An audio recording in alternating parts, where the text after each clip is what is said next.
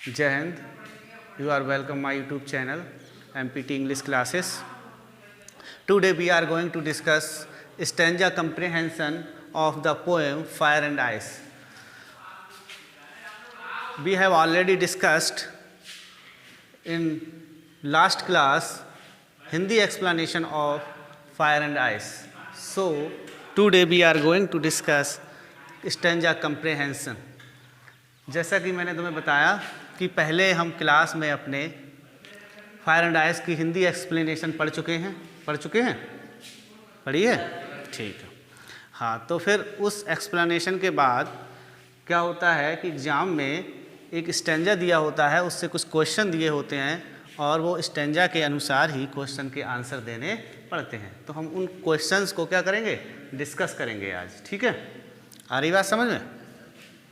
और इसके पोएम के बारे में विस्तार से हमने अपने लास्ट वीडियो में पढ़ लिया है। और जिस किसी ने वीडियो नहीं पढ़ा है, I have already given link in my description box, ठीक है। मैंने अपने डिस्क्रिप्शन बॉक्स में लिंक दे दिया है, वो वहाँ से उसे पढ़ सकता है, ठीक है।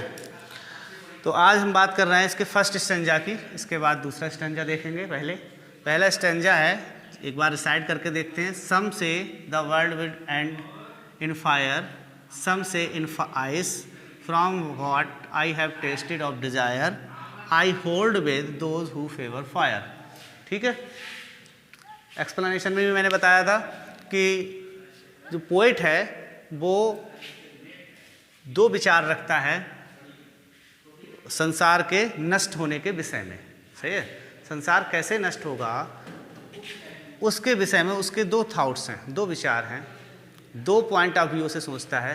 पहला वो कि या तो वो एंड होगा किससे, फायर से, और या तो होगा आइस से। ये दोनों क्या है, सिंबॉलिक हैं। क्या है बेटा, सिंबॉलिक, मतलब इनने सिंबल के तौर पे लिया है। एक का मतलब लिया है उन्होंने अनलिमिटेड डिजायर, इसका मतलब क्या है, अनलिमिटेड डिजायर, कभी ख़त्म ना होने वाली इच्छाएं। और इसका मतलब है हेट, क्या है, हेट, घृणा, ठीक है। ये दो चीज़ें ही हैं, ये दो भाव हैं, ये दो फीलिंग्स हैं, ये दो एम्बिशंस हैं जिसकी वजह से ये दुनिया क्या होगी, नष्ट होगी, अकॉर्डिंग टू रॉबर्ट फ्रॉस्ट। आ रही बात समझ में इतनी? तो इतना हम पहले पढ़ चुके हैं। इसका फर्स्ट क्वेश्चन देखेंगे। इसका फर्स्ट क्वेश्चन है, the poet consider desire as fire is. Question है, the poet consider desire as fire is. The poet means, poet consider मानता है, डिजायर मीन्स इच्छा को, एज फायर, एक आग की तरह। जो पोएट है वो इच्छा को किसकी तरह मानता है, आग की तरह। जिस प्रकार आग दुनिया को नष्ट कर देती है, उसी प्रकार हमारी जो असीमित इच्छाएं हैं, सब कुछ पा लेने की इच्छाएं हैं, वो भी क्या कर सकती हैं, दुनिया को नष्ट कर सकती है। ये बात ट्रू है या फॉल्स है, ये सत्य है या असत्य है? इसने फायर को क्या बताया, अनलिमिटेड डिजायर, कभी खत्म ना होने वाली इच्छाएं। तो ये इस प्रकार से ये क्या है, ट्रू है। क्या है, ट्रू है, ठीक है। इसी प्रकार इसका दूसरा क्वेश्चन है, what type of desire will cause the end of the earth. What type of desire, what type, किस प्रकार की इच्छाएं। व्हाट टाइप का मतलब क्या है, किस प्रकार की इच्छा, विल काज, कारण बनेगी, द एंड ऑफ द अर्थ, इस पृथ्वी के, इस पृथ्वी के। आ रही बात समझ में? ये जो पृथ्वी है इसके नष्ट का मुख्य काज, मुख्य कारण, किस प्रकार की इच्छा, किस प्रकार की इच्छा बनेगी। जैसे आराम वाली, मतलब आराम से, मतलब बिल्कुल प्यार से कुछ चीज़ पाने की इच्छा, या जो हमें चाहिए, जो हमें मिल रहा है उसके अनुसार, या फिर किसी भी तरीके से कुछ भी पाने की इच्छा, कौन सी, या एम्बिशन। इसे एक प्रकार से महत्वाकांक्षा भी कहते हैं। क्या कहते हैं, महत्वाकांक्षा भी कहते हैं। तो हमने बताया था तुम्हें कि ये अनलिमिटेड डिजायर, अनलिमिटेड डिजायर मतलब कुछ भी चीज़ पा लेने की इच्छा। तो इसका आंसर क्या होगा। अब एक चीज़ ध्यान रखेंगे, एक चीज़, इस स्टेंजा का आंसर कैसे करके देते हैं, आंसर कैसे करके देते हैं। सबने क्वेश्चन तो उतार लिए होंगे, ठीक है। देखो, जब किसी भी स्टेंजा का आंसर देते हैं तो एक बात ध्यान रखेंगे, क्योंकि पेपर जब हम देंगे तो वहाँ एक से अधिक स्टेंजा होंगे। कितने, एक से एक होंगे, दो होंगे या तीन होंगे। तीन होंगे तो हमें दो का आंसर देना है, और अगर मान लो 2 होंगे तो 1 का आंसर देना है, ठीक है, 2 होंगे तो। अब हम कौन से वाले का आंसर दे रहे हैं, पेपर में तुम्हें कितना आता है उससे ज़रूरी ये होता है आप उन चीज़ों को कॉपी में एक्सप्लेन कैसे कर रहे हैं। जितनी आसानी से आप एक्सप्लेन कर देंगे, चेक करने वालों को आसानी होगी, उतना ही तुम्हें नंबर 1-2 बढ़ जाएंगे। तो उन दोनों में से जिस भी स्टेंजा का हम आंसर देंगे, उस स्टेंजा के सब क्या बिल्कुल स्टार्टिंग के सब, जैसे इसका स्टार्टिंग का वर्ड क्या है, सम से, और लास्ट का वर्ड क्या है बेटा बताना, लास्ट का क्या है, फायर। तो ये लिखने से क्या पता चलेगा कि लास्ट में मतलब कि हमने उन दोनों में से कौन से स्टेंजा का आंसर दिया है। पहले क्वेश्चन का आंसर मैंने बता दिया था। दूसरा क्वेश्चन क्या था, दूसरा क्वेश्चन क्या है, what type of desire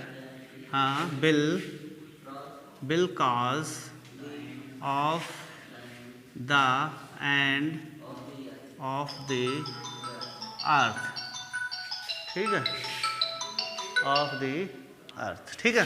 question क्या है, व्हाट टाइप ऑफ डिजायर, किस प्रकार की इच्छाएं इस पृथ्वी के विनाश का कारण बनेंगी, ठीक है।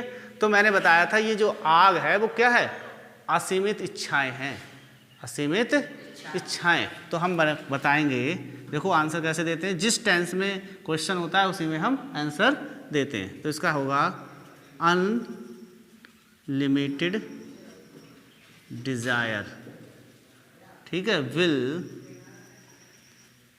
Cause of the end of the earth, ठीक है, ये होगा इसका आंसर। दूसरा क्वेश्चन क्या था, तीसरा है वर्ड, ठीक है। ये क्वेश्चन था हाउ मैनी पॉपुलर व्यूज, कितने व्यूज, कितने दृष्टिकोण, कितने विचार इस संसार के नष्ट करने के बारे में दिए हैं, कितने विचार दिए हैं, फायर एंड आइस, 1 1 + 2, कितने विचार दिए हैं, 2। तो सिंपल सा होगा, हाउ मैनी हटाओ और क्या लिख दो, 2 popular views does the poet क्या होगा, present regarding the end of the world, ऐसे ही उतार देंगे, ठीक है। ये इसका क्या हो जाएगा, आंसर हो जाएगा, ठीक। अच्छा, तीसरा क्वेश्चन क्या था, नेक्स्ट क्वेश्चन है what is the name of the poem, poem का नाम क्या है। कितना सा सरल है, ठीक है। तो ये तो बड़ा आसान है, हर कोई लिख देगा। द नेम, आंसर क्या हो जाएगा इसका, the name of the poem is, क्या है, फायर एंड आइस, ठीक है। और अगर पेपर में इतना आए तो इतना अपनी तरफ से लिख देना, कंपोज्ड वाई, और ये लगा लेना रूवर्ड फ्रॉस्ट, ठीक है। और अंडरलाइन कर लेना, इसको भी इन्वर्टेड कामा में बंद कर देना, इसे भी अंडरलाइन कर देना, जिससे कि अलग से दिखाई दे कि इसको इसके राइटर मतलब पोएट और इसका नाम पता है ठीक से, ठीक है, चेक करने में कोई दिक्कत ना हो, सही है। इसके बाद दूसरे स्टेंजा को देखेंगे अभी, ठीक है। सेकंड स्टेंजा है, देखिएगा, what if the it had to perish twice, I think I know enough of it to say that for destruction ice is also great and would suffice, ठीक है। तो इसका जब आंसर देंगे तो मैंने बताया सबसे पहले क्या करेंगे, व्हाट इफ डॉट क्या कर देंगे, यहाँ तक सफाइस, ऐसे लिख लेते हैं, ठीक है। ऐसे लिखने के बाद समझ में आ रहा है शिवम यादव, ठीक है। देखिएगा, सब द पोएट ऑफ स्टेंजा, इस स्टेंजा के जो पोएट हैं वो कौन है, भाई साहब हैं, नैस भाई साहब हैं या कोई और है, कौन है, रॉबर्ट फ्रॉस्ट, कौन है। तो इस हिसाब से ये बात कैसे हुई, राइट या रॉन्ग, ट्रू या फॉल्स, फॉल्स, क्या हुई, फॉल्स। अगर इनकी जगह रॉबर्ट फ्रॉस्ट होते तो क्या होता, ये ट्रू, ठीक है, तब क्या होता, ट्रू। दूसरा है व्हाट सिंबलाइज आइस, आइस को किस चीज़ से सिंबलाइज किया गया है, किस चीज़ से सिम्बोलाइज किया गया है? मैंने बताया था अभी थोड़ी देर पहले, बताया था किस चीज़ से सिम्बोलाइज किया गया है,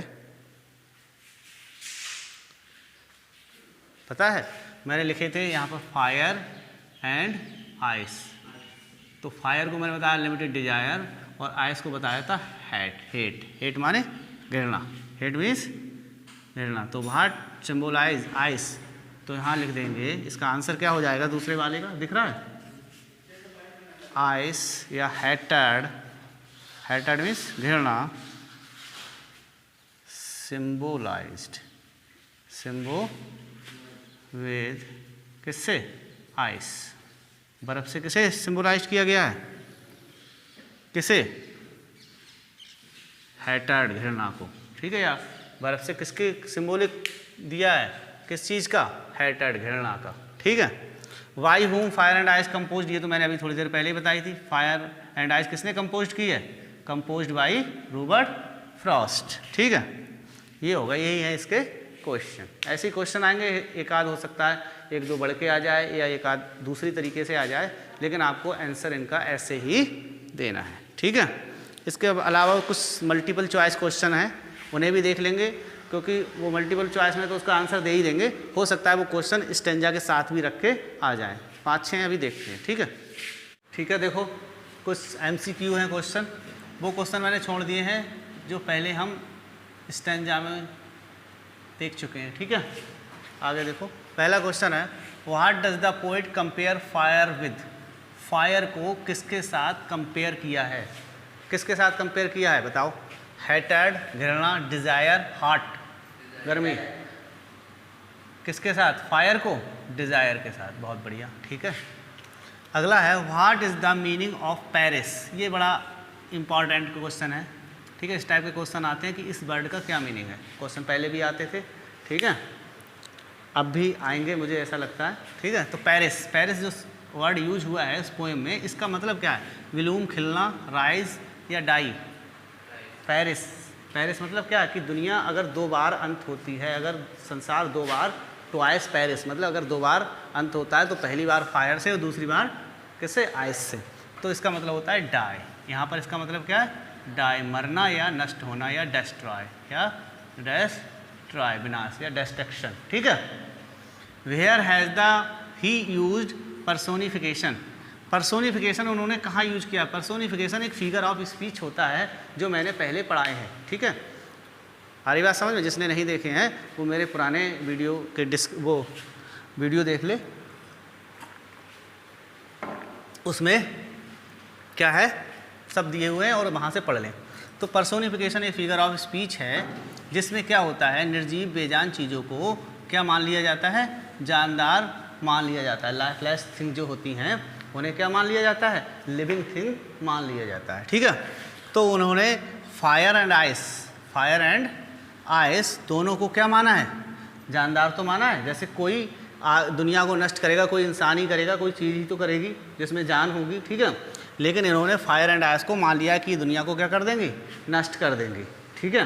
लेकिन ये जानदार किसी ने देखा है कि कोई आग किसी को मार रही है, लेकिन क्या है, आग जला तो देती है, लेकिन वो इंसान की तरह कार्य अपनी मर्जी से नहीं करती। लेकिन उसे किस तरह से माना है उन्हें? एक इंसान की तरह ही माना है, पर्सन की तरह ही माना है। तो इन्हें दोनों में यूज किया है। किस में यूज किया है? दोनों, फायर एंड आइस के लिए। What is the rhyming scheme? Rhyming scheme क्या है? राइमिंग वर्ड आते थे पहले, लास्ट में जो शब्द लय बनाते हैं उन्हें क्या कहते हैं? राइमिंग वर्ड कहते हैं, और उन्हीं के अनुसार राइमिंग स्कीम भी बनती है। तो इस पोएम की राइमिंग स्कीम क्या है? ए वी सी और वी सी वी, ठीक है। ये भी समझा देंगे, ठीक। तो इस तरह से ये पोएम जो है फायर एंड आइस आज हमारी कंप्लीट हो गई। नेक्स्ट दिन नेक्स्ट वीडियो में नेक्स्ट पोएम का अध्ययन करेंगे। जय हिंद, थैंक यू।